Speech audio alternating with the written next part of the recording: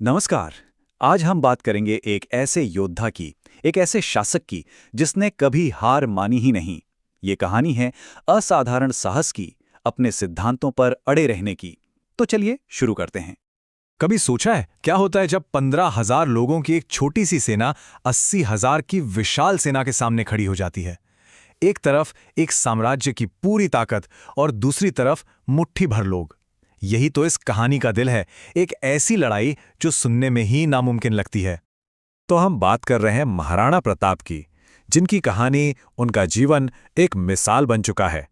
एक ऐसे राणा जिनके बारे में कहा जाता है कि वो कभी हारे ही नहीं। ये कहावत बहुत मशहूर है कि अकबर कभी जीता नहीं, राणा कभी हारे नहीं। अब इसका मतलब क्या है? देखिए, इसका मतलब सीधा सा है। अकबर, इतना बड़ा बादशाह, अपनी पूरी फौज के साथ भी मेवाड़ को पूरी तरह से कभी अपने कब्जे में नहीं ले पाया। और प्रताप, उन्होंने कभी सिर नहीं झुकाया। तो आखिर थे कौन महाराणा प्रताप? उनकी हाइट थी 7.5 फुट।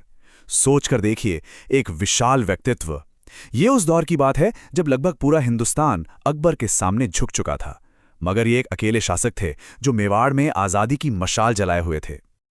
उनकी ताकत का अंदाजा इस बात से लगाइए, उनका कवच यानी जो आर्मर वो पहनते थे, 70 किलो का, और भाला 80 किलो का।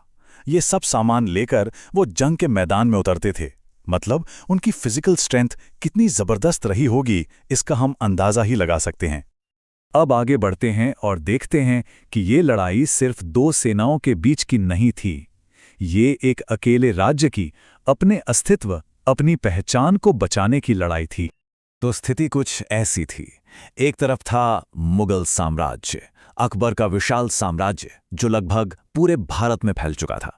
और दूसरी तरफ मेवाड़, एक छोटी सी रियासत जो घुटने टेकने को तैयार नहीं थी। लेकिन सवाल ये उठता है कि प्रताप अकेले पड़े कैसे? वजह थी घर की फूट, अपनों का विश्वासघात और साथ में अकबर की चतुराई। परिवार में साजिशें हो रही थीं और अकबर ने इस मौके का पूरा फायदा उठाया। उसने दूसरे राजपूत राजाओं को अपनी तरफ कर लिया, जिन्होंने सोचा कि ऐशो आराम और सत्ता के लिए मुगलों से हाथ मिला लेना ही बेहतर है। बस इसी तरह प्रताप बिल्कुल अकेले पड़ गए। लेकिन राजपूत राजाओं ने भले ही साथ छोड़ दिया हो, प्रताप पूरी तरह अकेले नहीं थे। उनकी सबसे बड़ी ताकत बने वहां के स्थानीय भील आदिवासी। वो उनके साथ रहे, उनके बीच जाकर उन्हीं की तरह जिंदगी गुजारी, और भीलों ने भी पूरी शिद्दत से, पूरी निष्ठा से उनका साथ दिया। और इसी सब के बीच आती है वो ऐतिहासिक लड़ाई, हल्दी घाटी का युद्ध। इतिहास के पन्नों में दर्ज सबसे बड़े संघर्षों में से एक तरफ थी मान सिंह की कमांड में अकबर की फौज। कितनी? 80,000 सैनिक, 80,000। और उनके सामने कौन थे? महाराणा प्रताप। उनके पास कितने सैनिक थे? सिर्फ 15,000। ये तो बिल्कुल नामुमकिन सी लड़ाई लग रही थी। लेकिन प्रताप का हौसला, उनकी हिम्मत बिल्कुल भी नहीं डगमगाई। तो सवाल यह है कि इतनी बड़ी सेना का सामना किया कैसे गया? अपनी स्ट्रैटेजी से, अपनी समझदारी से। उन्होंने अरावली की पहाड़ियों का फायदा उठाया। गुरिल्ला वॉरफेयर यानी छापामार युद्ध, मतलब अचानक हमला करो और फिर पहाड़ियों में गायब हो जाओ। उनका तो युद्ध नारा ही था कि हमारा एक आदमी उनके 5 को खत्म करेगा। और मैदाने जंग में उनकी ताकत का एक ऐसा किस्सा है जिस पर यकीन करना मुश्किल हो जाता है। उन्होंने अकबर के एक बहुत बड़े जनरल बहलोल खान को उसके घोड़े समेत एक ही तलवार के वार से 2 हिस्सों में काट दिया था। सोचिए, एक ही बार में। प्रताप की इज्जत सिर्फ उनके अपने नहीं बल्कि दुश्मन भी करते थे। एक किस्सा है उनके हाथी राम प्रसाद का। जब मुगलों ने उसे बंदी बना लिया तो उस वफादार जानवर ने 28 दिन तक कुछ नहीं खाया पिया और अपने प्राण दे दिए। ये देखकर खुद अकबर ने कहा था कि जिस महाराणा प्रताप के हाथी ने मेरे आगे सर नहीं झुकाया, मैं उस महाराणा प्रताप का सर कैसे झुकवा दूंगा। चलिए अब जंग के मैदान से थोड़ा हटकर प्रताप के चरित्र, उनके उसूलों पर नजर डालते हैं। एक बार क्या हुआ, उनके बेटे अमर सिंह ने दुश्मन जनरल अब्दुल रहीम खान खाना के कैंप पर हमला किया और वहां की औरतों और बच्चों को बंदी बना लिया। जब प्रताप को यह बात पता चली तो वो बेहद नाराज हुए। उन्होंने फौरन उन सभी को पूरे सम्मान के साथ वापस भेजने का ऑर्डर दिया। उनका साफ कहना था, जंग मैदान में होती है, औरतों से नहीं। एक वक्त ऐसा भी आया जब प्रताप को जंगलों में रहना पड़ा। हालात बहुत खराब थे।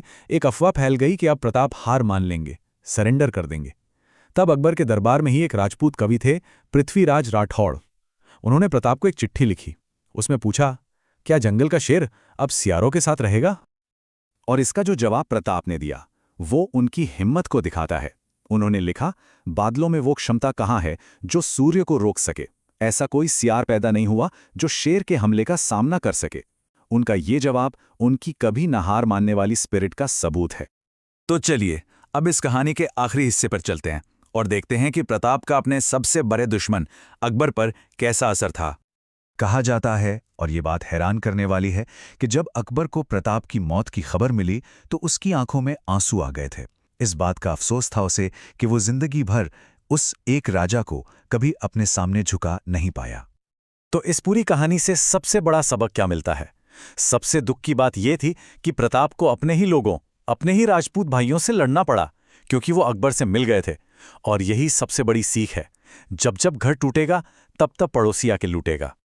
और आखिर में ये सवाल छोड़ जाते हैं कि कैसे एक इंसान का साहस एक पूरे साम्राज्य को चुनौती दे सकता है। महाराणा प्रताप की कहानी हमें यही बताती है कि अगर इरादे मजबूत हों और आप अपने उसूलों पर अड़े हों तो एक अकेला इंसान भी इतिहास बदल सकता है। ये कहानी है साहस की और सबसे बढ़कर आत्मसम्मान की।